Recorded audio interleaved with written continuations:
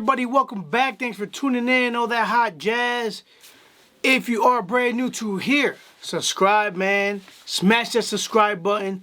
Give me a big thumbs up. Share this video and share your thoughts with me, man. Let's talk some sports, man. Finally, I get to make a video to talk about some sports. Had to improvise for a little bit. But it looks like we may start soon getting us back in the swing of things. As may some of you or all of you, whoever does, doesn't, if you didn't, now you will. The NFL draft occurred this past week. I think I'm going to talk more about the Buffalo Bills and I feel how their offseason went and how the draft went. And then I will go on and give comments of some notable mentions of some other teams that I think did a fabulous job. I'm almost tempted to say almost kind of jealous of what they did. So let's get to it, man. The Buffalo Bills in the 2020 draft, they didn't have the first round pick. Speaking in real terms, they didn't have one, right? They had one initially, but they traded it away. But if you want to put things into a compensation or a value standpoint, their first round pick, you can arguably say, was Stefon Diggs. Now, Brandon Beane reiterated, and he said multiple times, that one of the biggest reasons for this move that he made was, I think, had to do a lot with the factors of what we were dealing with COVID-19. These coaches are not able to get in with these guys for meetings, hold private workouts, and do the things that they would normally do to get acclimated, get accustomed to, and get to know these players that they're investing in, because it is an investment. This is an investment for this team, for any team. So you bring in the veteran presence, someone that's already established in the league, someone that is arguably the best route runner in the league. It's been said by many people, many players, many analysts. And in my opinion, he's a easy top 10 receiver in the league, if not higher. However you want to rank it. I'm not going to get into a battle about that. But you get yourself a guy that he has to get used to the system. The system's new. But he's a pro, he's a vet, and he can probably do whatever you need him to do. Even though the verbiage may not be there, he can still get the job done on the gist of what needs to be done. And you're not going to get that. You can make the argument that, yes, this was a very, very loaded wide receiver class. But it's going to take time for these guys to not only get acclimated with a new playbook, but to get a feel for the NFL style. And it's been on record, many players said the speed of the game is different. Even, I don't care if you play, SEC is the closest that you're going to get, right? SEC at the college level is the closest you're going to get. You get the best of the best players for the most part that play there. And even then, players still have an adjustment period to make. So they get the Stefon Diggs, which is their first round pick. Then they go ahead in the second round, and I couldn't believe it. I didn't know what they were going to do. And I'm pretty sure it was like many Bills fans out there that absolutely wanted them to draft a running back. Even though I know they probably shouldn't have done it. I still saw J.K. Dobbins there, and I'm like, boy, man, I was having a heart on there. I'm like, man, he's right there. They could draft J.K. Dobbins. Then my dad, he kept it on the DL for me. He kept saying, I got this guy in my mind. And I'm not going to say yet because I don't want to jinx it. But there's a guy I want to see the Buffalo Bills draft. And I think he's still going to be there. He's still on the board. And if he's there, I want the Buffalo Bills to take him. And I'm like, man, you're tripping, man. You don't know what the hell you're talking about. You don't know who's out there, one of those things. So when they got to a couple picks before the Bills were going to make their selection, he goes and he tells me AJ Epenesa. And I'm like, holy smokes. You're right. I almost kind of forgot. I had talked about him before. I have thought about him. And I'm like, yes, he's still on the board. And the pick comes in, it was him. And we did celebrate because that's a great pick. That's a great value pick. He was in many mock drafts. It was either between T. Higgins and Epenesa for the Buffalo Bills. He was mocked multiple times and touted by many as a first-round talent. Unfortunately, some of his performances at the scouting combine is what may have scared some of these teams off and pushed them down lower than what he was valued at. doesn't mean anything. You know, it's I don't want to say it's all a crapshoot, but it's an educated guess. But Epenesa, he's not a case of a player per se like a Josh Allen, that the tape wasn't the greatest necessarily, but we were hoping for it to transform and blossom into something else in the NFL level. Epenesa has got impressive film. He's been an impressive player, and I think it's pretty plain to see why they drafted him. You got defensive ends right now. I'm not going to say Buffalo Bills needed help in the defensive end. They signed Mario Addison, Shaq Lawson. It's sad to see him go, especially the division foe in the Dolphins. But I think they needed to upgrade. And not only that, but they need to think ahead for the future. Because their D ends right now, their starting D ends are above 30 years old. So I think it's time to get that in place. It's perfect. It's almost like what they did with Ed Oliver. So you draft Ed Oliver. Well, he was the best player available then, overall. And I was happy when they drafted Ed Oliver. I celebrated. You know, you give him a year to get acclimated to the system, to the NFL level. We all know he had to make those adjustments throughout the season. And it seemed like he made all the necessary adjustments to move forward and be better. They didn't re-sign Jordan Phillips. So then Ed Oliver presumably will be the guy to step up.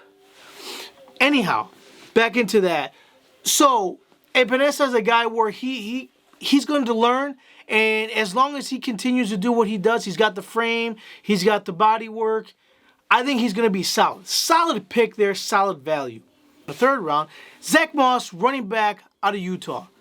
This guy, if you turn on the film, it's easy to see why the Buffalo Bills chose him. He seems to fit the mold that the Buffalo Bills want. It just seems like they like to have contrasting style backs. But I think he's a little bit different. So Zach Moss, he fills the role of Frank Gore as probably like the bruiser type. Except for the only problem is with someone like a Frank Gore. I love Frank Gore. Great player. Hall of Fame career. Future Hall of Famer. He's good, right? He's just older. And the problem with having a Frank Gore and the way the system works is I just think the Buffalo Bills made themselves very obvious. When Frank Gore came into the game, we know what you were going to do. You're going to try to pound the ball in 8-man boxes and pound it down their teeth. But you get a guy in Zach Moss that can not only pound it, not afraid to shy away from contact, but he can also catch the ball to the backfield. And some people, they drafted the slowest receiver in the class. They said that about Devin Singletary. He does not have necessarily the elite breakaway speed, but he's quick. He's quick within the numbers. Really quick. He can make movements, cuts. Zach Moss can do a little bit of everything on top of being that bruising style back the Buffalo Bills want in their system. It's obvious. That's the type of player they want to complement. And now you got a 1-2 punch that could be very dynamic. And I believe they will be, man. You turn on, like I said, you turn on that Zach Moss tape, you will not be disappointed. The guy comes in and he puts in work. And you can tell the effort is there, man. There's no lack of effort in his plays. Then they go on and they draft in the 4th round Gabriel Davis out of UCF. I'll be honest, I don't know much about the guy. I turned the film on. I've been watching some film about these guys the last couple of days. And he seems to fit the mold of what they're looking for. A little bit tall, on the taller side. And I've seen it. I'm not saying myself. I've seen some analysts say that he will be, or he could be, a number 1 receiver somewhere. Listen, the more the better. It's obvious to me the Buffalo Bills knew what they had to do this offseason. And that's what I like about this regime. They attack aggressively and heavily what they feel they need to improve on from year 1 to the following year. They seem to know what needs to, and they seem to target it and get it done. We all know the wide receiver talent, while it was upgraded, it needed to be better. We needed more weapons. More weapons for Josh Allen, the better. And I'm going to skip between Gabriel Davis and then Isaiah Hodgins. Just really quick. He was selected number 6, or in the 6th round. So with those two guys, look for Robert Foster and Duke Williams to be on the roster bubble. Because while I like Duke Williams, he sometimes has left more to be desired. With Isaiah Hodgins being the taller receiver, I think he was about 6'3", he could replace that Duke Williams type, younger and potentially a little bit quicker. Now, I'm not to say that's going to occur. He's going to take the spot, but at least there's going to be competition. And it just shows that Brandon Beane and Sean McDermott know they needed more.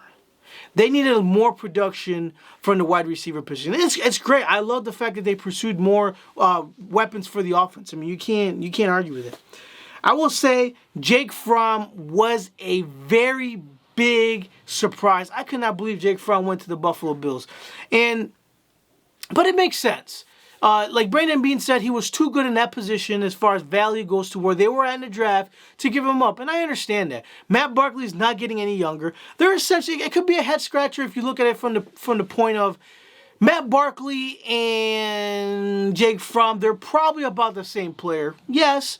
But then you got a guy that is younger, a lot cheaper, cost control cheaper, and can eventually be the future backup. I don't know. Maybe he could challenge for the starting. I don't care. You know, and to me, it shouldn't be a threat. Fans shouldn't look at it as a threat to Josh Allen. This is it's all on Josh Allen anyhow. This coming year, it's on him to make things happen. It's that simple. I think the Buffalo Bills have constructed a very complete roster on both sides of the football for this team to succeed. There should be no excuse for it. If this team does not succeed, it's because Josh Allen does not take this team to the next level like he should and like he was prepared to do. You know what I mean? And there's no ifs, ands, or buts about it. They're pretty deep. And then you got the kicker, that Tyler Bass out of Georgia Southern. Didn't know nothing about him. Still really don't. I've seen videos where he's kicking 50, 60-yard field goals with one step, and he's got an absolute wooden leg. It's great to see. Steven Hauschka, he hasn't been good the last couple years. He needs competition. He needs it. They need to be better there. We can't count on, you just can't count on Steven Hauschka anymore. He needs to be better. And if not, you need to look to improve in that position. And then cornerback Dane Jackson out of Pittsburgh. According to the drafts analysts, very high value pick. I mean, I'm down for it. I was almost expecting them to pick a corner with either their second pick in a draft or their third pick in a draft this year.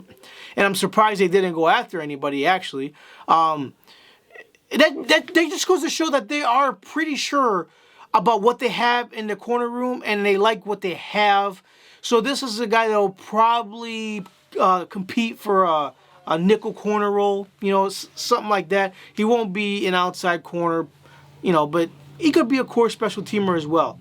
Overall, I am very pleased with what the Buffalo Bills did this year. Special shout out to the Miami Dolphins.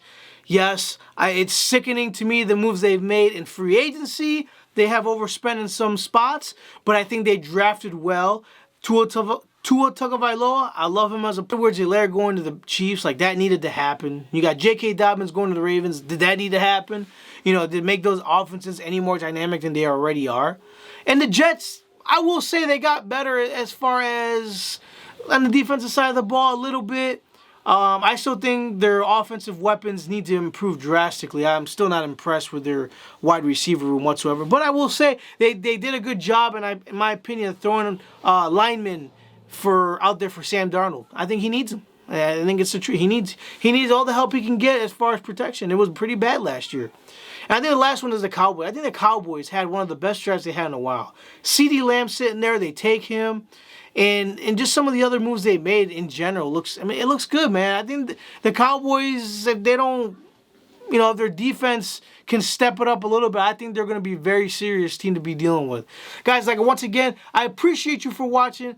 This concludes today's video. Subscribe and look out for more, guys. Peace.